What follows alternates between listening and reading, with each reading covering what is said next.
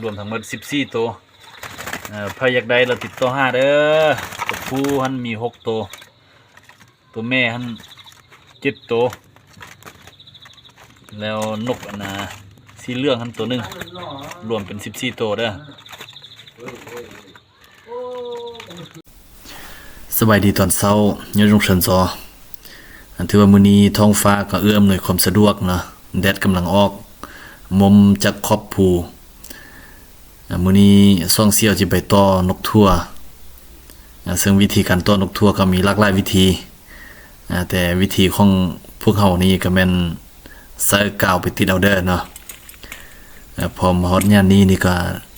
เปิดเสียงนกทั่วฮ้องกันก็ได้ยินคู่1 2คู่ฮ้องอยู่ลุ่มพี่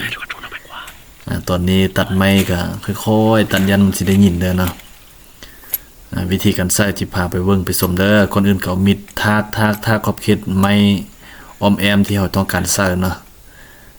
ทักไปไว้เพื่อจะได้ปักนี่ทอดกาวอันที่เฮาเก็บไว้แต่มาแต่เฮือนเนาะพันเสื้อไม้แล้วก็ทอดออกมาปักเสื้อวิธีการใส่ก็ง่ายๆแบบนี้เด้อเพราะว่าเฮาเฮ็ดมาแต่เฮือนแล้วในพัน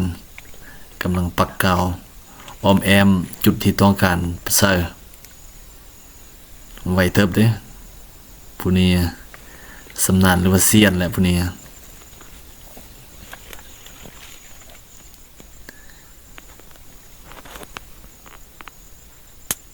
นี่หลังจากปักจุดอื่นๆแล้วก็ตัดไม้มาควงบอลที่เขาต้องการปล่อยนกหันเพื่อเวลานกบินมาจับมันจะติดกาวที่นั่น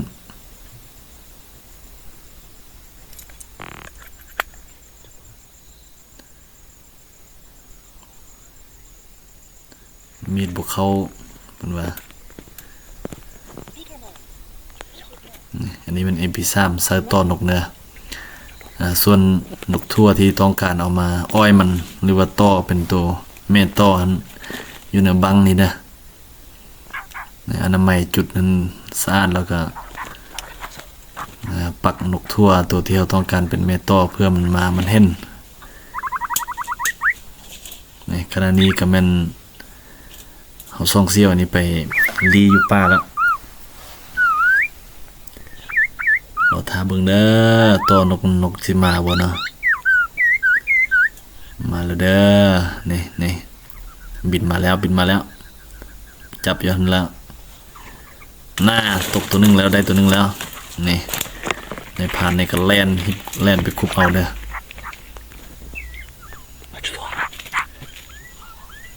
ม่านแล้วได้มื้อนี้วิธีการใส่ก็แบบนี้แหละนะไปฮอดจุดได้ปล่อยหรือว่าเปิดเสียงนกทั่วหันฮักเมียมันตัวตอบแล้วก็มีแต่ก้าวไปปักแอมแล้วก็เอา MP3 แล้วก็นกทั่วหันวางไว้ใส่แล้วก็เปิดมันมาติดกาวก็เรียบร้อยนี่กาวก็ยัดเสื้อบังแบบนี้พันเล่าไม้น้อยๆแล้วก็พันกาวใส่แล้วก็ยัดเสื้อบังนี่เพื่อปักเสื้อมันก็จะง่ายสะดวกเวลาเอาไปใส่เนาะผู้ใดต้องการไปใส่ก็บ่ฮู้วิธีก็ถามได้เนาะนกนี้ก็ราคาก็แพงเติบเด้ตัวผู้นี่ก็ 5-6 แสนสำหรับคงเขตนี้นะแต่บ่ฮู้มากับเขตอื่นนี่ซ้ำได้แพงกว่านี้ซ้ำฮู้อันตัวแม่แต่ก็แสนปลาย2แสนเพิ่นว่านี่ MP3 ก็ต้องได้เสื่องไว้อย่างดีเลยบ่ปกไว้นี่มันเห็น MP3 นี่มันฮู้ว่าโอ้ยนี่มันศัตรูแล้วอันนี้มันไปวับเลยไปตัวนี่อันนี้มันขึ้นมาย่านถึงเลยนึงเห็น2-3ตัวอีกนะห้องอยู่มอหันซ้อมไปเบิ่งโอ้ยมี 2-3 ตัวในผ่านยากอันนี้กำลังปักกาวใส่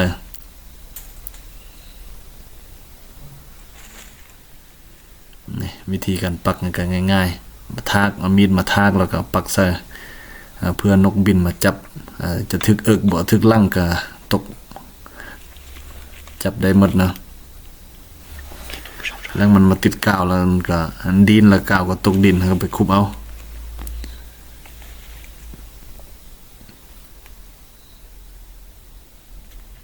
ใจมือไวเติบเด้อผู้นี้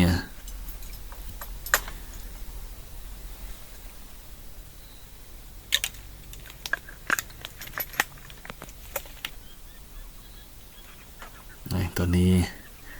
นกมาแล้วเด้บินมาแล้ว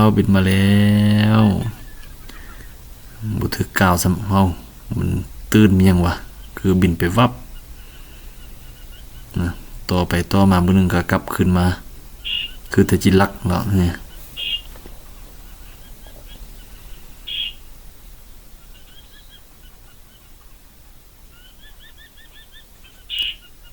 บ่ยอมมาแท้ๆ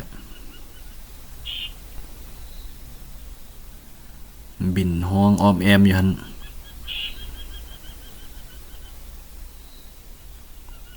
มอแ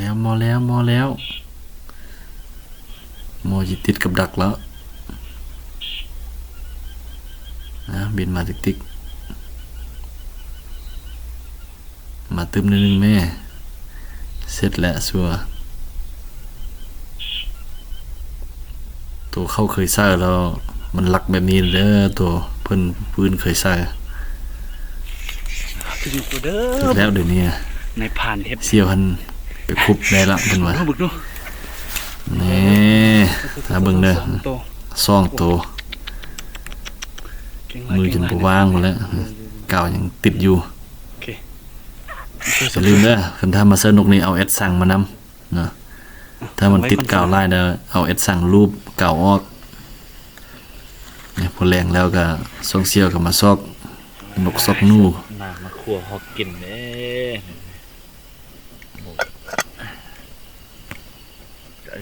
กลัวกินข้าวมื้นไปใส่ต่อนกก็อยู่เทิงกันเด้อเนาะ2-3ตัว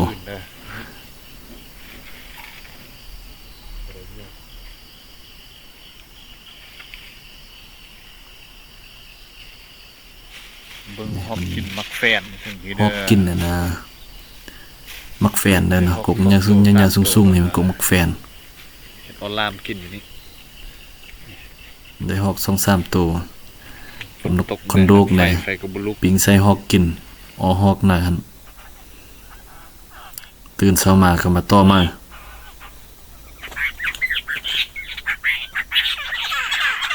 บักเอาไว้คู่นี้นี่ถึกแล้วเด้ตัวนี้ตกแล้ว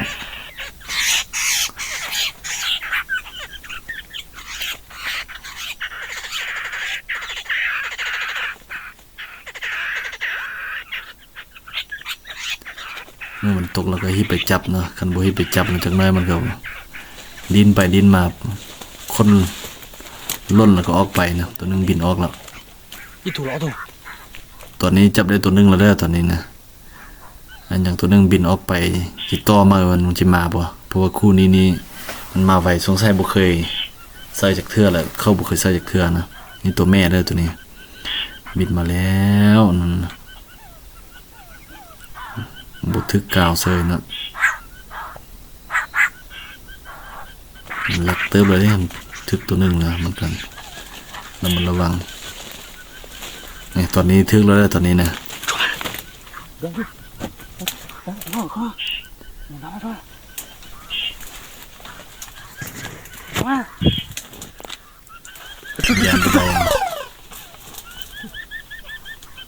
ยันบ่ได้บอกกันเสียนฮิปแลนด์ไปคุบเอาดินบางแห่งตัวนี้ไปบ่ไกลแล้ว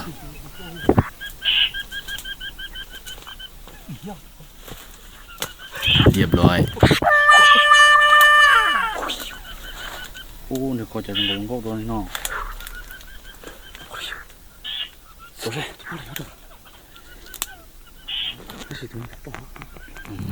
เกือบ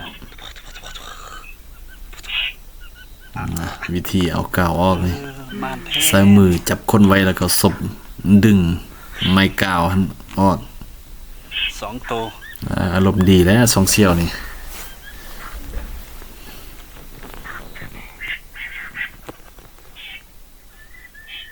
โอ้สุดยอดเลยผู้หนึ่งแม่หนึ่ง2ตัวนี่นะ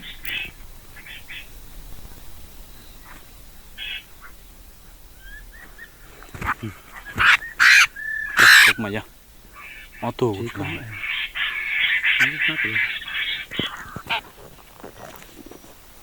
นกอันนี้แท้ถ้า เจอแล้ว ห้างขุดนี่คือราคาก็ต่ำแล้วเด้อหรือว่าเล็บหักนี่ราคาตกนี่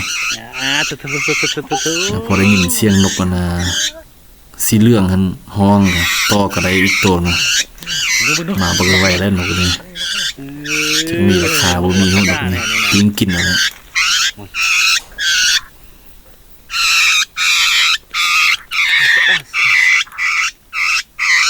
คือเรามันกินประมาณนะจน อ๋อติดบักเนียน ถึกเสือต้องพูดตาได้เนี่ยสุดต้องอ๋อมันนี่มาตัวนก ตอนนี้มันส่งเสียวแยกกันไปคนละบอนแล้วเด้อ ที่5ตัวปล่อย3ตัวแล้วบ่ทันไปเอานี่หมดผู้เดียวไปเอาบ่ทันนะนี่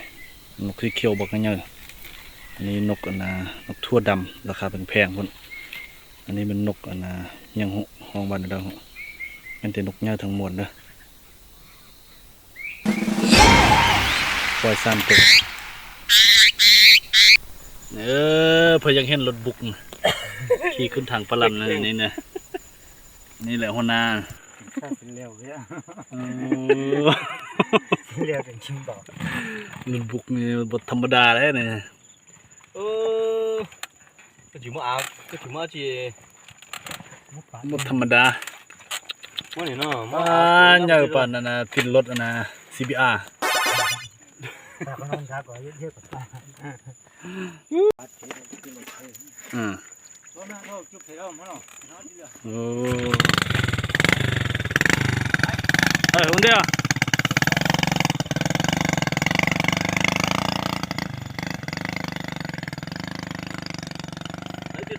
สันผูตัวนั้นมันกิ้วกระจำเด้อ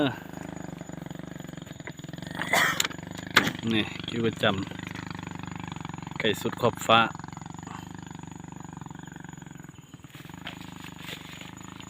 ทั้งพี่มันพังงาม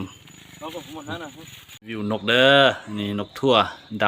ำเก็บมาแล้วนะนี่หัวหน้าอยู่นี่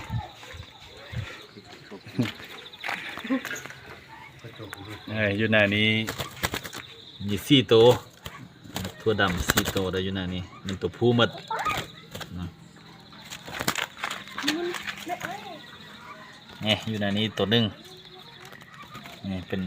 6 ตัวแล้วพี่เต็มเด้อนี่2 ตัวนกกันทั่วดำตัวหนึ่งนกนั้นตัวหนึ่ง7 ตัว8 ตัวตุ้มเลยไล่ตุ้มนี้เด้อตุ้มนี้แห่งไล่เด้อตุ้มนี้อันนี้มี6 ตัวอยู่ในเด้อนี่นะรวมทั้งหมด14 ตัวใครอยากได้เราติดต่อ5เด้อตัวผู้หันมี6 ตัวตัวแม่หัน7 ตัวแล้วนกอันน่ะสีเหลืองหันตัวหนึ่งรวม14 ตัวเด้อ